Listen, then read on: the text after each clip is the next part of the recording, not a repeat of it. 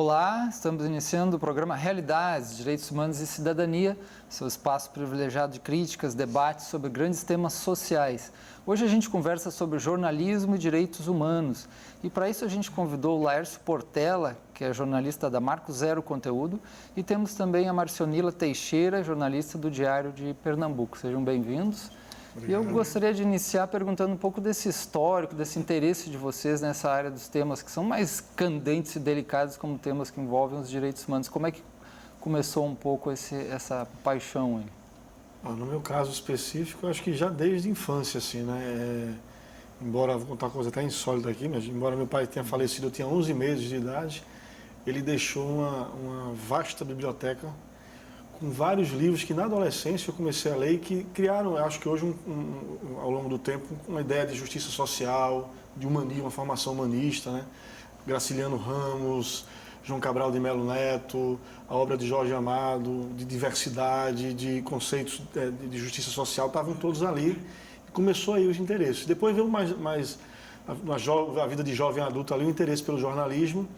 E aí os conceitos, as ideias de direitos humanos estavam ali já arraigadas, né? Até porque era um período, na minha infância ali, começo da adolescência, o final do regime militar, e a gente via também muita discussão sobre a abertura democrática, os valores da democracia, os valores da justiça social, né? A retomada, a Constituição de 88, né? Um marco de direitos sociais, direitos humanos. Então, tudo isso, digamos assim, esse debate todo, no meu caso particular, foi criando ali uma consciência humanista, uma consciência de respeito à democracia, direitos humanos, que culminou no jornalismo, né? Esse interesse por esses temas e por esse assunto específico. E você também, Laércio, teve um bom tempo, anos, né, trabalhando junto com o governo Lula, na presidência, né, com a assessoria de comunicação do presidente Lula. Trabalhei. Né? Também foi uma experiência muito rica nesse sentido, né? Especialmente eu trabalhei do final do primeiro mandato ao final do segundo mandato. E ali você tinha muita discussão de participação social, né? Os avanços que a gente teve, todo o Estatuto da igualdade racial, várias medidas que ampliaram os direitos sociais no Brasil. Foi uma experiência muito rica, muito importante, especialmente nessa discussão de participação social, quer dizer, dar espaço para a sociedade civil participar do governo, interagir e construir junto com o governo as políticas. Eu acho que essa foi a maior experiência. E é uma experiência que, embora era uma experiência de gestão e comunicação, mas que foi muito rica para o jornalismo que depois eu vinha fazer aqui no Marco Zero, essa experiência do jornalismo aprofundado, investigativo e independente. Né? Certo. Temos também a presença de Marcionila Teixeira, né, que tem trabalhos aí notáveis aí no Estado, né? Pode falar um pouquinho do seu interesse também na área. Eu acho que um marco nessa minha cobertura de direitos humanos tem muito a ver com a cobertura policial, que fizemos até juntos, né? Muito tempo, eu e Laércio. E foi quando me abriu um pouco a mente para o ser humano, né? Dentro dos variados contextos. A gente via muita violência de perto, né? De fazer cobertura policialesca mesmo, né? Naquela época não tinha nada de direitos humanos ou de respeito a isso, muito pelo contrário. Né? Eu sou de uma época que tinha um caderno de polícia no Diário de Pernambuco, por exemplo, há 20 anos. E a cobertura era sangue por sangue, não é? A gente fazia praticamente todos os homicídios. E a gente não tinha um outro ponto de vista que não fosse a família da vítima, às vezes até do acusado, não é?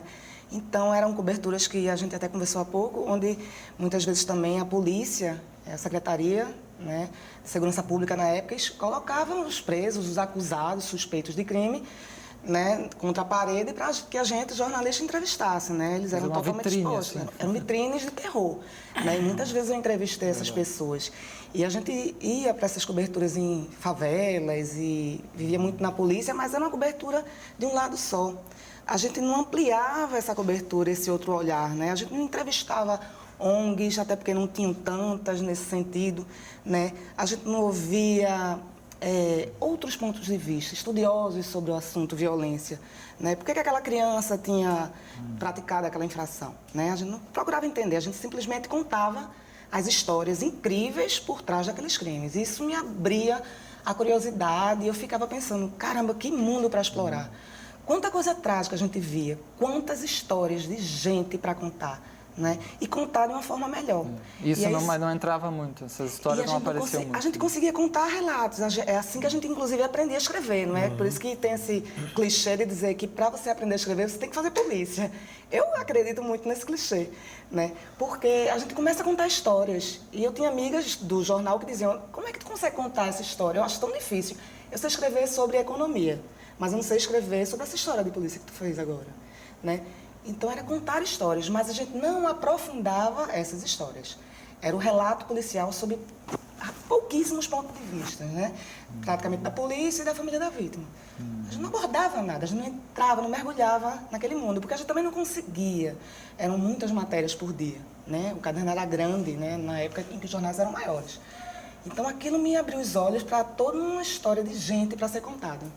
Laércio também passou por isso. Eu queria fazer uma observação, que isso que a Marcelina disse, eu concordo integralmente. E a gente na verdade, a cobertura estava muito baseada na versão da polícia. Quer dizer, eu vou dizer para você que a polícia praticamente editava a narrativa, né? Isso que a Marcelina falou é uma aberração, quer dizer, quase que diariamente, secretário de segurança, nós estamos falando do começo dos anos 90, meados dos anos 90, secretário de Segurança Pública apresentava com os delegados, colocava ali, como você falou, na vitrine, os presos do dia, e a gente simplesmente reportava aquilo. E era de uma maneira muito massacrante, quer dizer, a quantidade de matérias que você tinha que fazer, 5, 6, 7, porque tinha um caderno, ou seja, dava leitura, né?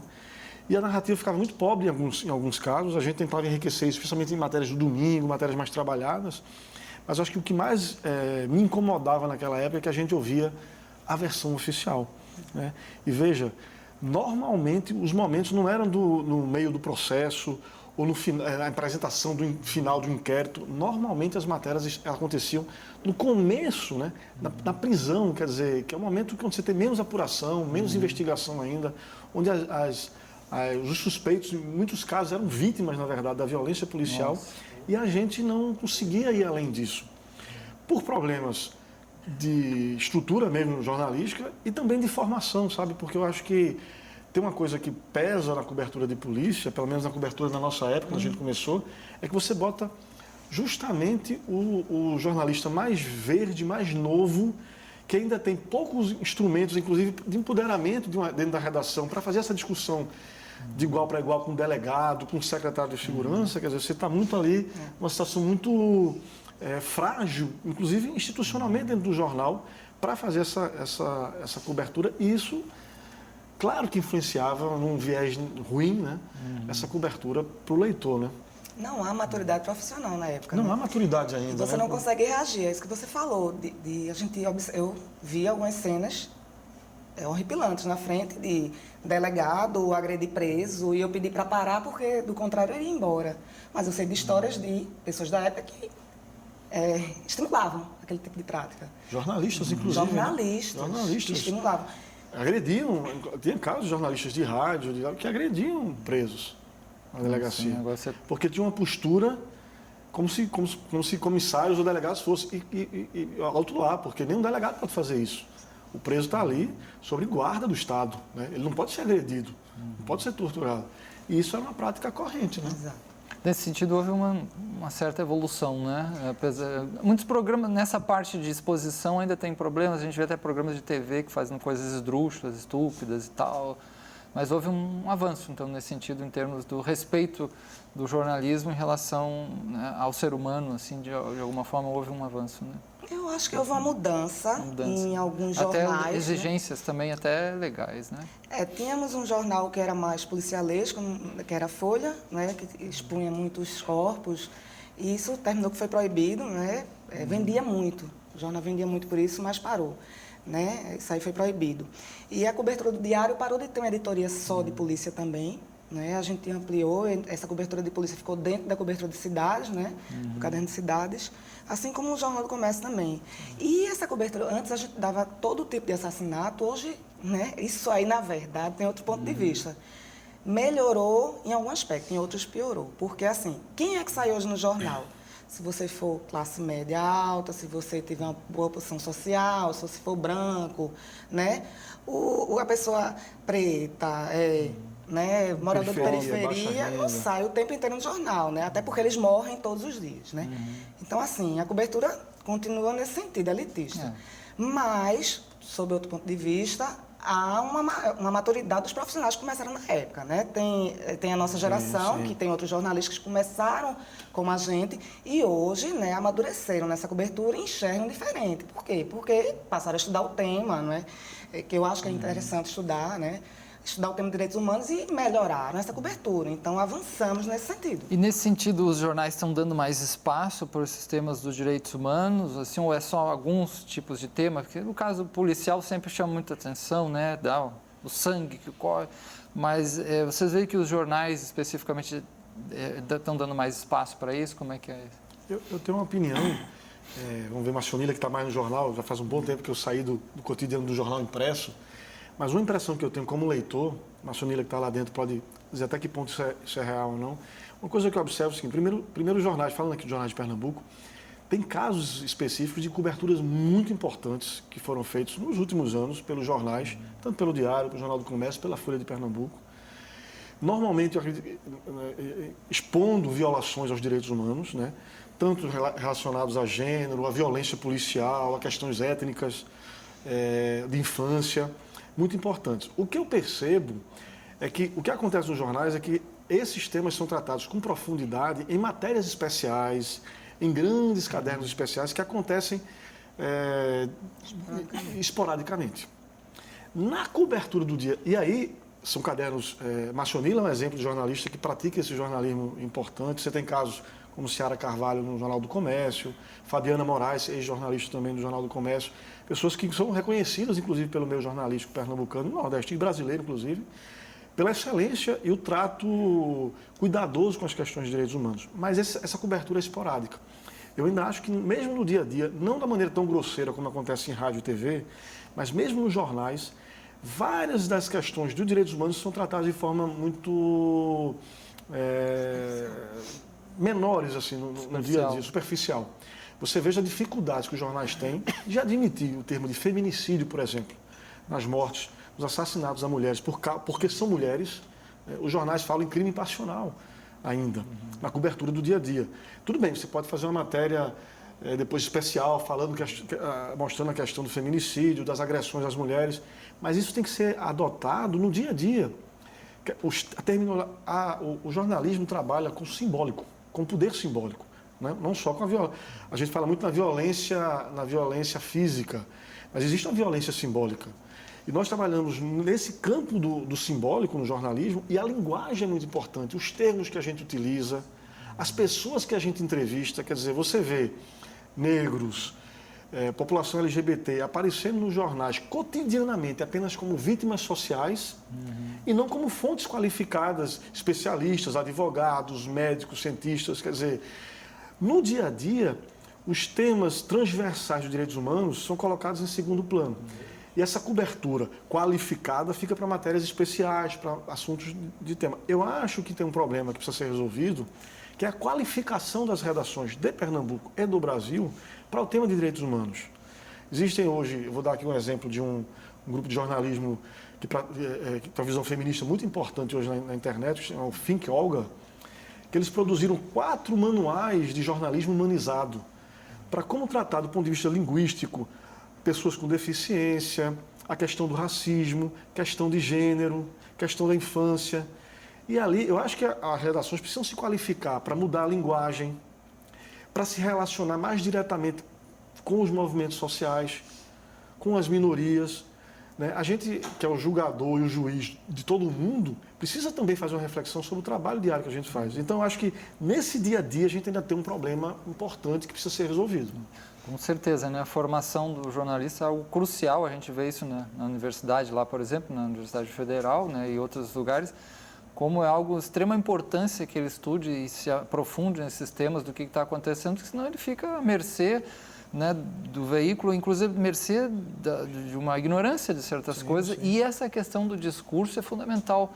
Fazer uma análise do discurso, né, de cada veículo, de cada situação, porque esse discurso ele já carrega muita violência, né, nas palavras utilizadas, né? Marcionila. Verdade, tudo que Laércio falou eu concordo completamente, né?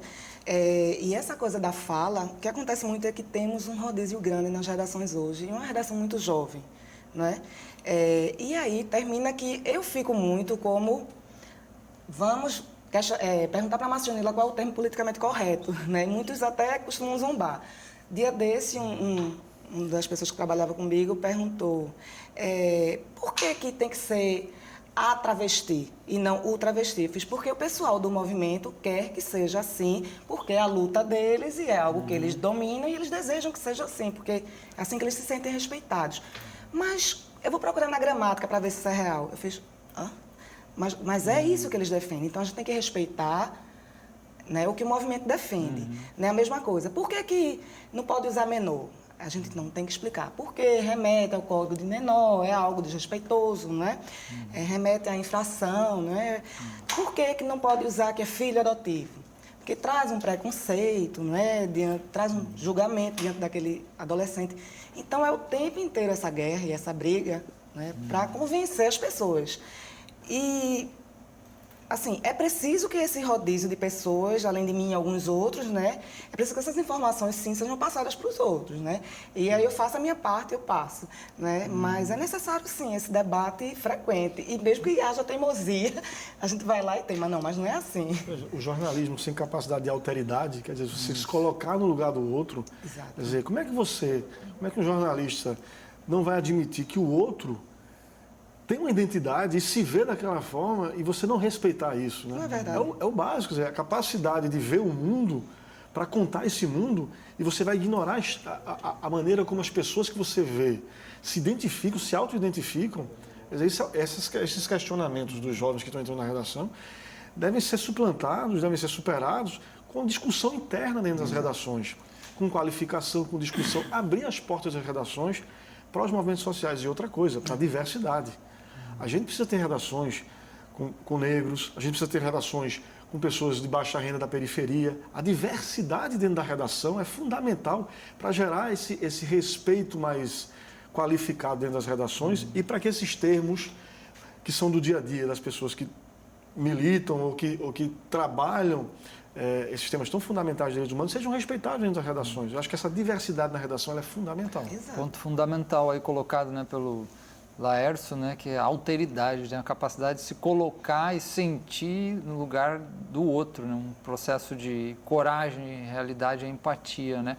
Mas vamos fazer um pequeno intervalo, já voltamos aí a conversar sobre esse tema bastante interessante aí do jornalismo e direitos humanos, já já.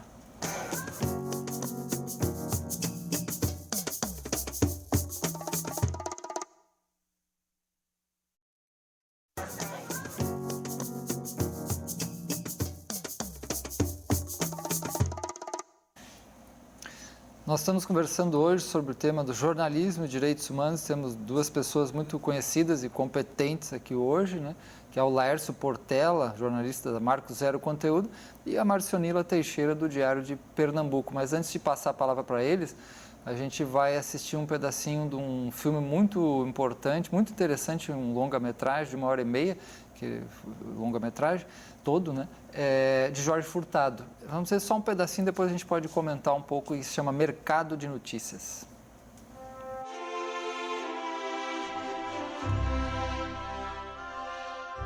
Hoje, se você falar essa frase, jornalismo é oposição, o resto é armazém de secos e molhados, no ambiente em que a gente vive, muito apaixonado de uma politização dessas questões, o risco de você ser interpretado de uma maneira burra e torta é enorme.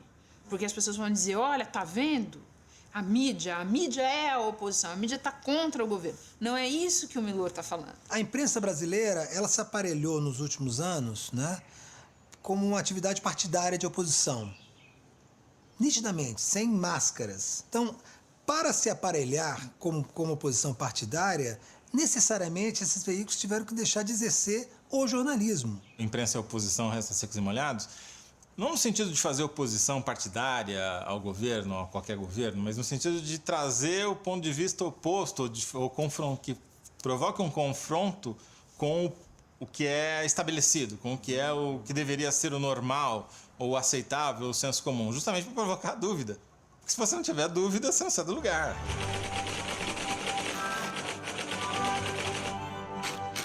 Acho que o papel da imprensa é esse, é trazer o contraditório, sempre.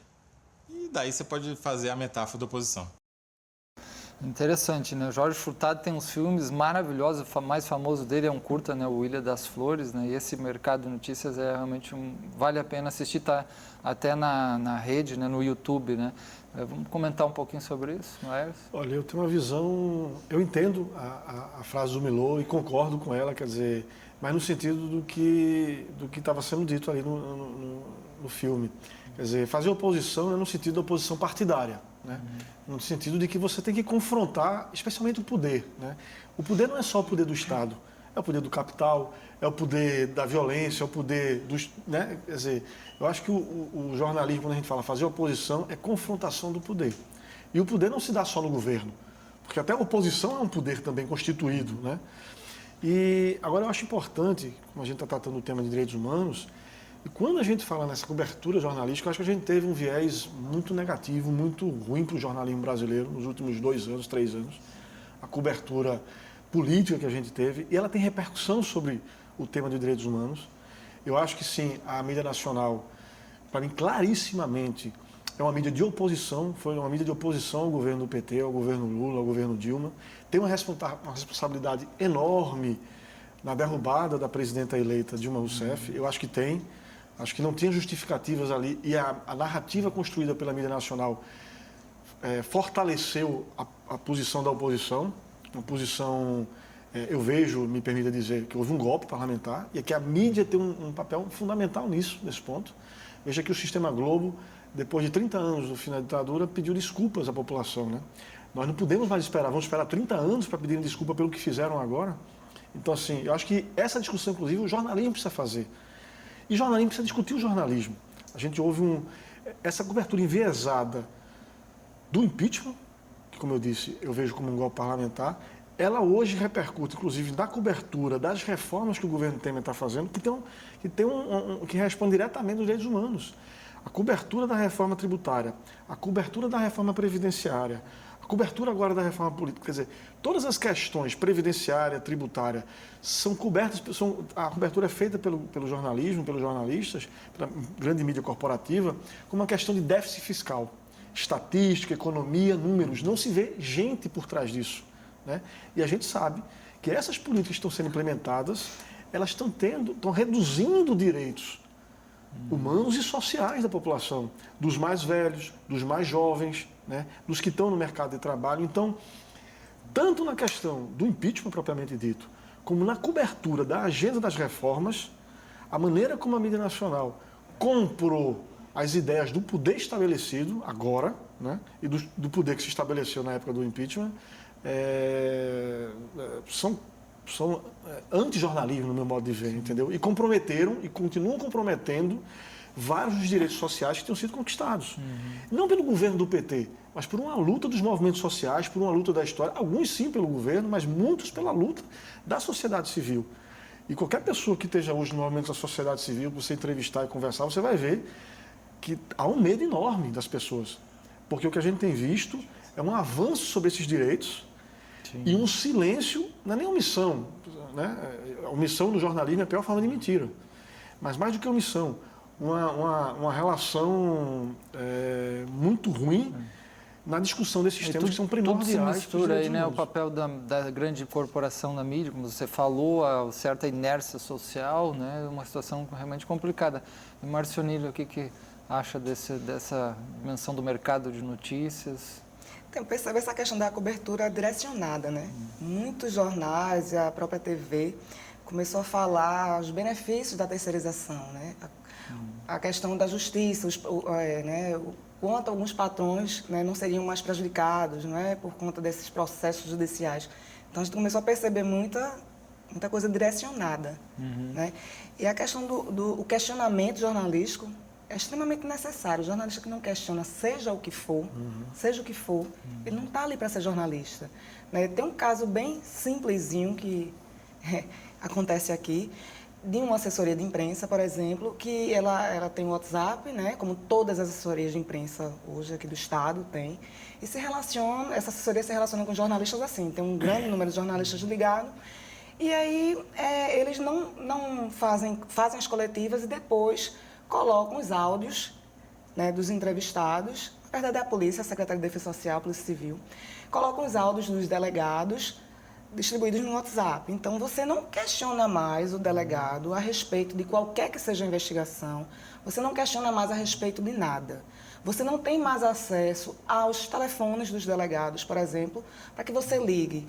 Tudo tem que ser marcado via assessoria, tudo muito controlado, censurado. Claro que isso tem a ver com a questão da censura sobre a cobertura de violência no Estado, isso é óbvio. Né? E nesse sentido, uma questão interessante a gente olhar assim, as falhas principais que acontecem no jornalismo, na dimensão do olhar para os direitos humanos e na cobertura, as falhas que vocês acham mais graves ou principais? Eu estava lendo até recentemente um levantamento que a ANDI e a Intervozes, que são os sem fins lucrativos, que trabalham com a questão de direitos humanos e comunicação. É um levantamento, não vou lembrar agora de todos de cabeça, mas eles fizeram um levantamento, uma pesquisa, acho que em 2014, 2015, em rádio e TV. E eles enumeraram 9 violações recorrentes. Por exemplo, o desrespeito à presunção de inocência, né? O estímulo à pregação de ódio e de violência, o estímulo ao descumprimento de leis, muito relacionado, e aí eu estou falando muito de rádio e TV, muito relacionado, por exemplo, o jornalista que está na rádio e TV, ele dialoga com a polícia, na verdade, né? Então, estimulando, por exemplo, a polícia a mostrar o rosto do prisioneiro, do preso. Mostrando, por exemplo, o rosto ou identificando indiretamente jovens que estavam em situações de vulnerabilidade, suposto envolvimento em atos ilícitos. Às vezes você não mostra o rosto, mas você mostra a casa, a mãe, a rua, né? Eu acho uma coisa que me chama muita atenção é que, quando eu estava na faculdade, muitas das coisas que a gente se admirava e achava que eram antiéticas e eram claríssimas, por exemplo, mostrar violência em vídeo, cenas de violência em vídeo, usar a câmera escondida para buscar situações de violência, acompanhar a polícia em situações de batidas policiais em lugares de periferia. Tudo isso, quando eu estava na universidade, era discutido e era considerado antiético. Hoje, não só é frequente nos programas que a gente chama policialesco de rádio e TV, especialmente de TV da tarde, como nos jornais mais bem conceituados, né, das TVs mais bem conceituadas. Um dia desse, eu estava vendo um jornal do meio-dia, num dos canais, no programa nacional, e eu vi mostrando a cena de uma criança agredindo, deu um murro na escola, a criança desmaiou. E você identificou a escola, a cena não dá para ver exatamente quais são as crianças, mas certamente as pessoas que estão envolvidas naquilo ali, no entorno, os vizinhos, identificaram de que se trata.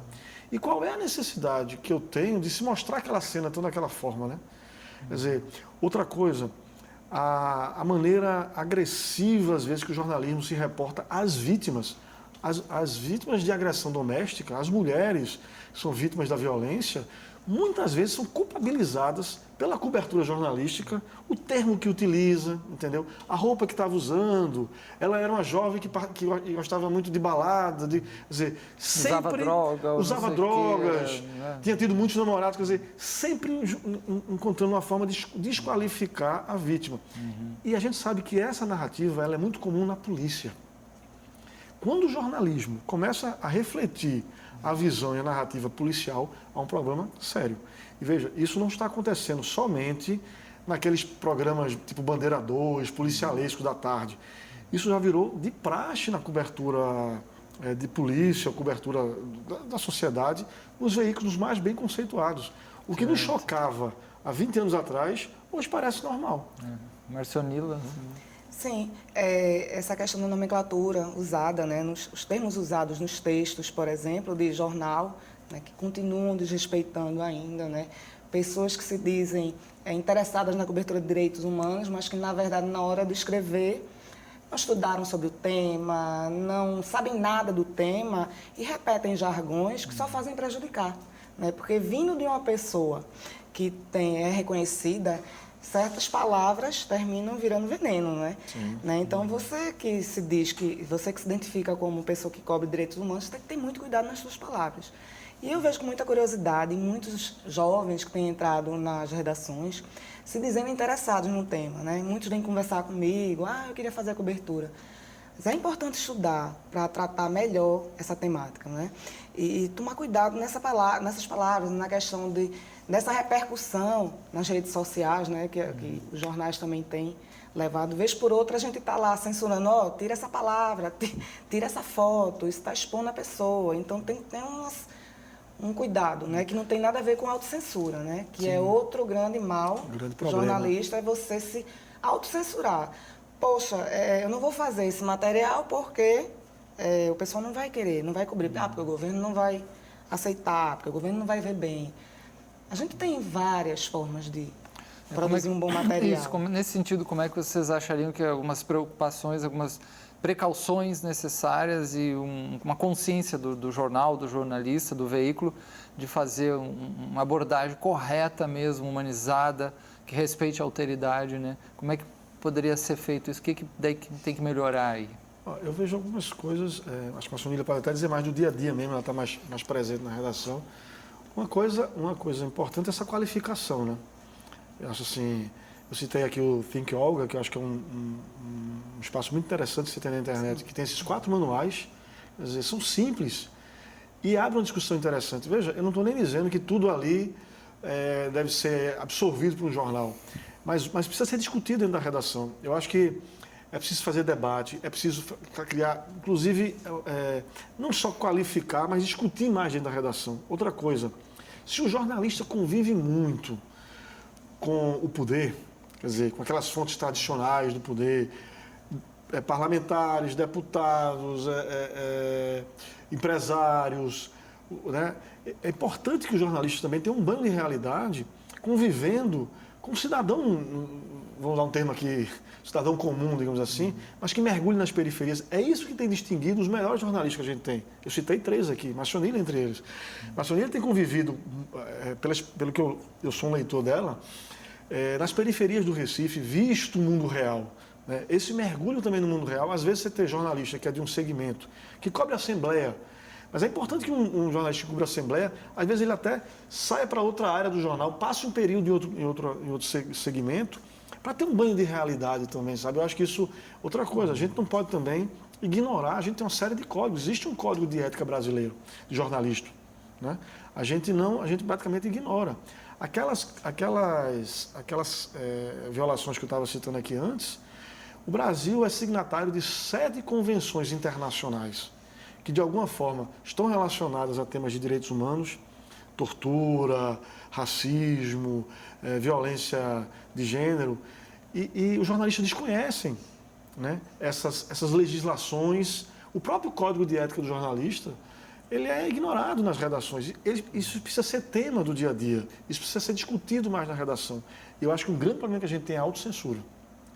O jornalista, ele questiona tudo. Então, a primeira coisa que ele tem que questionar é o trabalho dele mesmo. Eu aprendi com um jornalista que eu trabalhei, que ele me disse uma coisa, eu acho que ele nem lembra, mas ele me disse uma coisa que eu achei muito importante. Ele disse assim, nunca brigue com quem está do teu lado, brigue com quem está em cima. Questione sempre quem está em cima. Então, eu acho que o estagiário tem que questionar o repórter júnior, que tem que questionar o repórter pleno, que tem que questionar o subeditor, que tem que questionar o editor tem que questionar o diretor de redação, que tem que questionar o superintendente. O jornalismo funciona bem na redação se essa relação tiver um nível de tensionamento sobre os temas do jornalismo. E eu acho que isso falta, entendeu? Essa discussão interna sobre o jornalismo, esse tensionamento. A autocensura é a pior coisa que pode acontecer numa redação. Marcionila, o que é? Essa tensão é necessária, sim. E, às vezes, ela termina numa briga verdadeira, né? Porque você defende a cobertura de determinado tema, né? Com qualificação. O que é uma cobertura com qualificação, no meu entendimento? É você ampliar o número de fontes, né? Quanto maior o número de fontes ouvidas, melhor. E eu costumo perceber que a entrevista foi boa para mim, eu tenho um termômetro, que é assim, se eu me surpreendo, depois de tantos anos cobrindo direitos humanos, eu ainda me surpreendo com a fala de alguém e digo, poxa, eu não tinha pensado nisso. Então, aquela entrevista é boa. Porque se eu estou cobrindo há tanto tempo e percebo assim, imagine que um leitor que é comum, não é verdade? Então, assim, essa busca por fontes diferentes é o que me surpreende, o que me deixa animada. E eu acho que isso qualifica. Então, quanto maior número de fontes, melhor. E brigar sempre sim, mesmo, e procurar caminhos. Não deu por aqui, eu vou por aqui. Alguém vai se identificar. Né? Então, onde eu trabalho, tem pessoas que gostam do tipo de cobertura de direitos humanos, outras preferem outros tipos de material. Né? Então, ninguém é igual. Então, você tem que correr para uma maré que pensa como você. E aí, emplacar teu material. Exato. São questões cruciais e muito importantes, envolvem que nós vamos depois continuar conversando, envolve a ética do profissional, né? A posição também do veículo, a necessidade de uma formação, né? De uma coesão também da equipe, um respeito, acima de tudo, às dimensões humanas ali presentes. Mas vamos fazer um pequeno intervalo e voltamos logo a conversar sobre esse tema dos direitos humanos ligados ao jornalismo.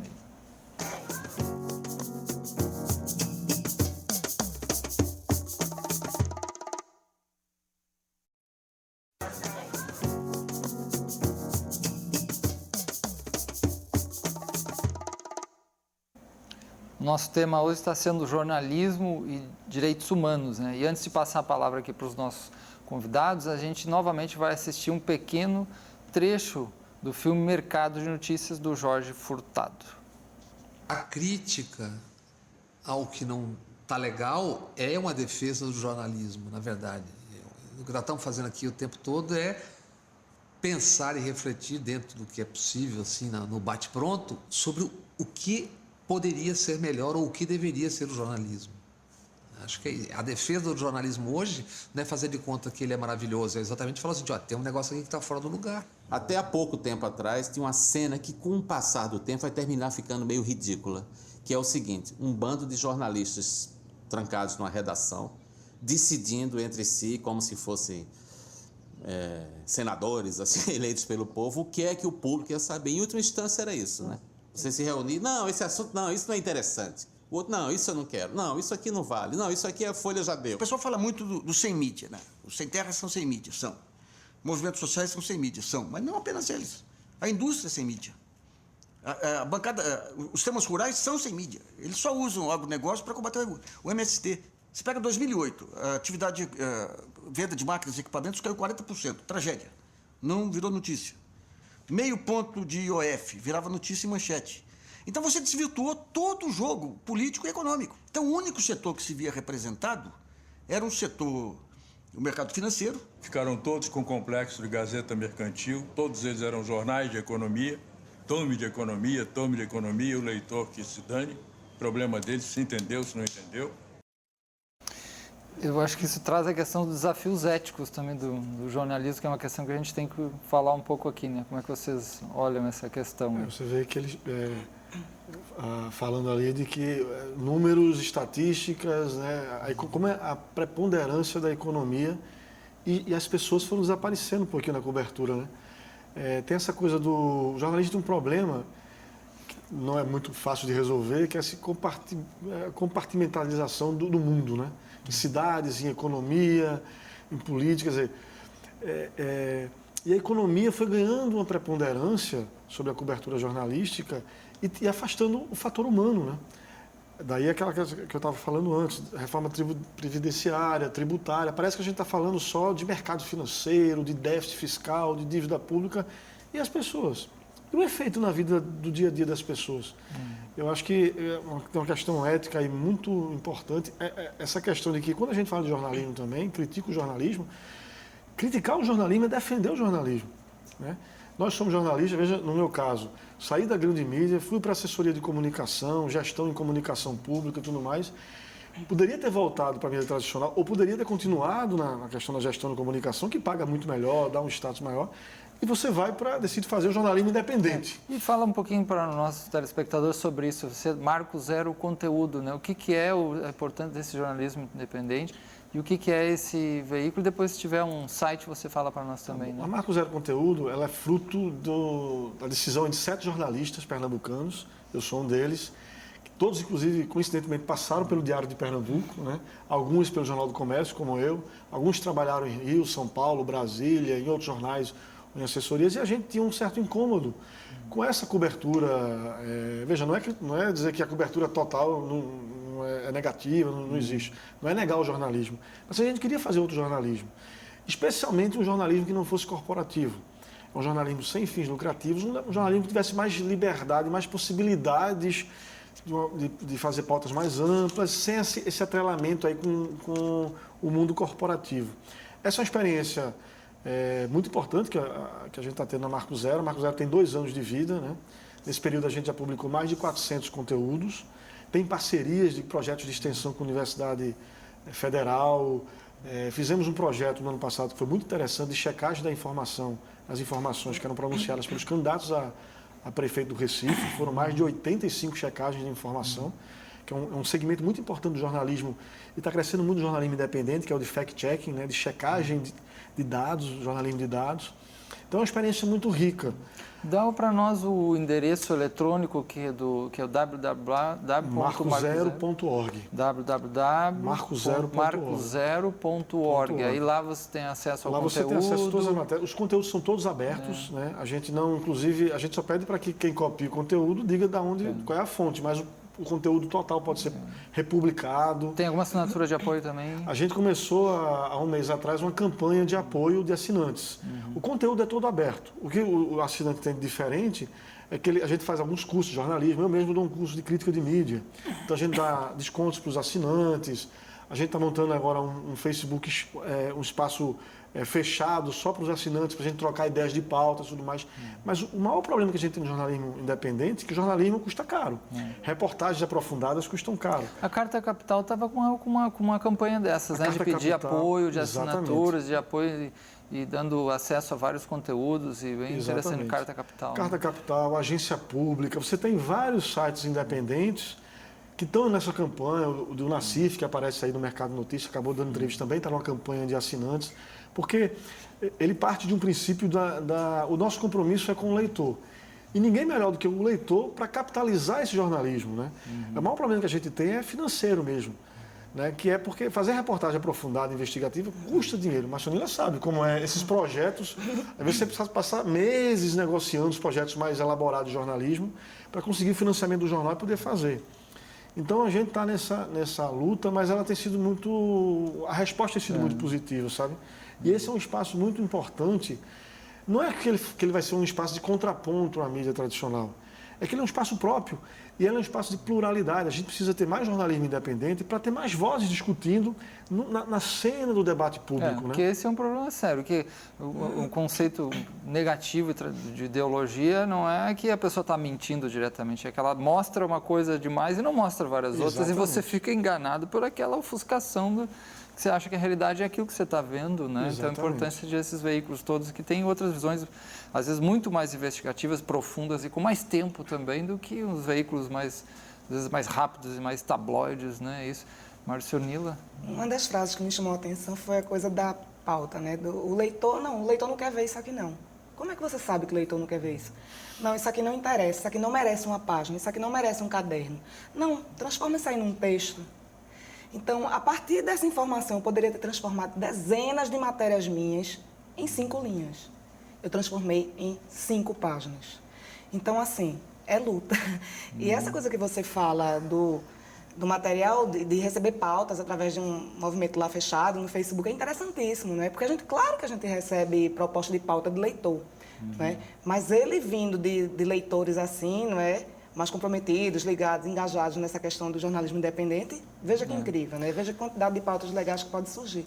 E a coisa de ver o invisível jornalisticamente falando, né? Porque o morador de rua está ali, a exploração sexual está ali, a morte e assassinato de pessoas negras está ali do teu lado, o feminicídio está ali. Isso vai bem na direção da importância da luta pelos direitos humanos, né? O invisível que está sendo escondido, que não quer ser visto, essa sombra que, né, a sociedade cria e não se responsabiliza, que vai gerar toda essa violência e que acaba sendo bode expiatório, né?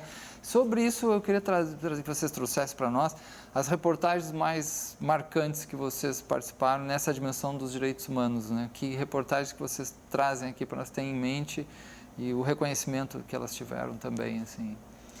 Desse ponto de vista, por exemplo, dizer que o leitor não quer, uma das matérias que eu fiz um dia desses, agora nesse inverno, né, rigoroso do Recife, a gente foi para as ruas, eu e Tereza Maia, fotógrafa, para ouvir as pessoas que moram nas ruas, né, estão em situação de rua, para ver como elas estavam se sentindo, né, como é que elas estavam lidando com aquela chuva toda e aquele frio que estava maior, né. Então a gente foi lá, ouviu. E o resultado disso é que as pessoas começaram a mandar e-mail para mim para ajudar essas pessoas que moram na rua. Então, claro que o leitor quer ler isso também. Né? Quem disse que o leitor não quer ver isso? Ele precisa de alguém que torne aquilo visível. Né?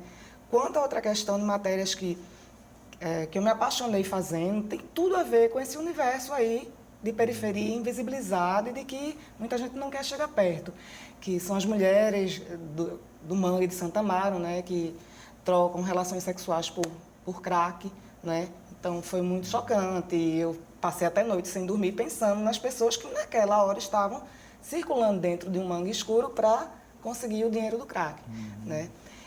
A gente fez uma recente que eu fiz agora, com tua participação inclusive, foi o Exército Juvenil, que a gente foi em busca dos adolescentes, né, que estão por trás da prática de infrações, ouvi-los, né? Não adolescentes em situação de prisão, né? Mas adolescentes que estão nessa prática, que estão livres, para eles, falem à vontade. Eu achei fabuloso e muito importante dessa reportagem que Marcionila estava à frente, né? Que é os relatos das histórias de vida das pessoas, né? Porque a gente olha, né, o criminoso olha isso e não sabe toda essa dimensão que tem por trás do sofrimento das pessoas, o que elas passaram, as famílias, né? E quando elas podem colocar a sua palavra, né, a sua palavra, abrir aspas e colocar, a gente começa a ver a humanidade das pessoas, a gente começa a ver a realidade mesmo, que não é aquela coisa superficial que a gente julga e projeta em cima, né? A gente tira a máscara de monstro, né, de cidadãos, né, porque são pessoas também, com históricos diferentes dos nossos. E é preciso compreender. Isso tem tudo a ver com defesa de direito humano. Não é defesa de bandido, né? É garantia de direitos humanos para todos nós, né? Essa é a busca. E é isso que move. Uma matéria que eu fiz também, que eu gostei muito de fazer, foi a dos meninos gaivotas da Rua Azul, que a gente transformou esse material, até um estudante de jornalismo perguntou para mim, poxa, eu só ia conseguir fazer 5 linhas desse material. Crianças que saltam no rio Capibaribe. Aí ele fez, como é que você conseguiu? Então a gente ampliou esse material, ficaram 3 páginas, e a gente pegou a questão econômica, a questão de saúde dessas crianças, né? Quem é essa criança que está pulando? Quem é que está proibindo essa criança de pular? E por que proibir ela de saltar no rio, né? É uma limpeza, é uma higienização da cidade. A gente foi para a escola dessas crianças para mostrar um curtazinho que a gente fez com elas, para que elas discutissem e aprovassem ou não a participação delas naquele material. Pedimos autorização das mães na favela do Papelão, fomos lá e todas autorizaram essa participação. Então a gente ampliou em vários contextos essa cobertura. São matérias que eu me apaixono enquanto estou fazendo. Laércio? A gente teve uma experiência, até ampliando aqui o conceito de direitos humanos, um item que eu acho que, pelo momento político que a gente enfrenta hoje no Brasil, é importante que a gente tenha no horizonte também o direito à manifestação, como um direito humano, como um direito fundamental também, como é o direito de expressão e de manifestação. E aí, a gente fez uma cobertura no final do ano passado, que foi muito rica para a gente, como experiência como jornalista e na relação com as fontes, que foi da ocupação das escolas secundaristas aqui em Recife, que de certa forma foi invisibilizada. Né? As matérias saíram nos jornais, saíram muitas matérias de quando eles iam para a rua, trancar as ruas, né, que eles chamam de trancaço, queimar pneu e tal. Né? Mas o que a gente foi nas escolas, passou a conviver um pouco com esses estudantes e ver o que eles estavam demandando. Nós fomos para o interior, eu mesmo fui a 3 cidades do interior, pude ir nos institutos federais técnicos, eles até se assustavam quando a gente chegava, quer dizer, mas ninguém vem aqui. A gente está aqui há 6, 7, 8 dias na escola, teve até tiro, vigilante ameaçando a gente de noite e ninguém veio aqui do jornalista. E essa troca foi muito importante. E veja, nas últimas semanas das ocupações, eu mesmo recebia várias ligações dos estudantes quando estavam em situações de violência iminente. Por exemplo, uma das escolas aqui em Apipux foi cercada por 8 caminhões do Exército, soldados do Exército cercaram a escola, entraram na escola, né, para fazer vistoria. Uma escola que só tinha menores, só tinham crianças ali, né? Então, assim, nessas situações eles nos ligavam e a gente estava lá. E a nossa presença, nesse caso específico, quando eu cheguei, tinha um coronel do Exército que estava ali, e chega um jornalista, começa a entrevistar, perguntar por que aquilo, da onde partiu a ordem e tudo mais, em pouco tempo desmobilizaram, em 10 minutos todos foram embora. os policiais tinham ido embora. Eles estavam ali há algumas horas. Situações de violência, eu fui numa escola na Caxangá que os alunos foram trancados. Nossa. Eles estavam ocupando a escola, alguém, o funcionário, tinha acusações falando, alguns professores, funcionários, alunos, trancaram os alunos lá dentro. E aí, muitas vezes a gente chegava, os jornalistas chegavam, nós da Marco Zero chegávamos junto com advogados, juristas pela democracia, o pessoal do CPDH, né, Comissão de Direito Popular, né, direito de apoio a esses jovens. Então foi uma cobertura muito importante, porque você via ali que havia um desamparo, inclusive, do direito à manifestação. Eu fiz uma cobertura também quando teve a marcha aqui na Conde da Boa Vista, e no final o Exército parou ali, prendeu 20 pessoas, fez uma detenção de 20 pessoas, passou a guarda para a Polícia Militar. Esse pessoal passou a madrugada na central de flagrante. No outro dia, foi apresentado a um juiz e foram liberados, porque não tinha nenhuma prova contra eles. Na verdade, eles foram pegos a esmo ali para você fazer uma demonstração de posição de repressão. Quer dizer, e aí a gente vê como é importante os jornalistas estarem presentes nessas situações de crise e do direito na hora que ele está sendo ali violado. E veja, nós vivemos isso, nós vivemos uma ditadura lá atrás e sabemos que se o direito de manifestação ele é usurpado da população, a gente sequer tem direito a dar voz, a expressar a falta dos outros direitos. E eu acho que o momento que a gente está político hoje no Brasil é para a gente ficar de olho, e o jornalismo, em todas as redações do Brasil, está muito atento a isso. Me choca, às vezes, eu vi isso na época do impeachment, algumas agressões de rua que aconteceram. Eu acho, inclusive, que muito do ódio de rua, desse Brasil dividido, tem muito a ver com a cobertura que foi feita na época e uma cobertura, na verdade, dos programas policialescos, que tomaram a mídia qualificada. Essa cobertura de herói e bandido, né, que a gente vê entre bem contra o mal, né? do bem contra o mal, que a gente vê na cobertura de polícia, tomou a cobertura de política. E aí sempre se associa o jornalismo, a diversidade do jornalismo que ele deve promover com a democracia. O tempo que a gente está vivendo hoje, que eu considero tempos sombrios, sinalizando momentos difíceis aí, o jornalismo precisa estar atento para garantir vários dos direitos que estão sendo perdidos, inclusive o direito de manifestação. Certo. Temos ainda menos de 2 minutos. Né? Uma das coisas que eu queria trazer para vocês, que eu acho muito importante, é os melhores sonhos, né? Os sonhos que vocês têm para um jornalismo melhor, um trabalho de vocês realizando o melhor de vocês. Assim. Eu vou falar bem rapidinho para a Marcionila ter até mais tempo. Acho que hoje, com a experiência da Marco Zero Conteúdo, o grande sonho que eu tenho é que a gente possa conseguir. É muito difícil, nós temos uma capacidade muito limitada de produção de conteúdo, o subfinanciamento terrível, quer dizer. Mas a gente não desistiu. Passou os 2 primeiros anos, que onde 80% dessas iniciativas inovadoras, novas, se perdem, né? A gente sobreviveu a esse período. O meu sonho é que o projeto de um jornalismo independente fora das redações vingue aqui em Pernambuco, né? Vire um case para o Nordeste e que outros jornalistas, jovens, velhos, de todo tipo, quando saem da redação, não pensem só em assessoria de imprensa.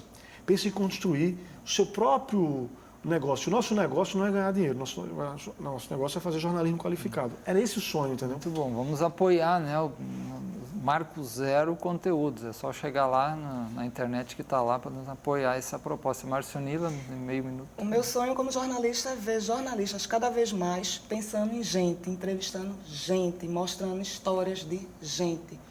Seja essa gente quem foi, seja essa gente ligada ao que for, porque os direitos humanos perpassa qualquer cobertura de economia, de política, de cidades. Estão lá as pessoas em todos esses aspectos e elas precisam ser mostradas, sejam elas quem forem.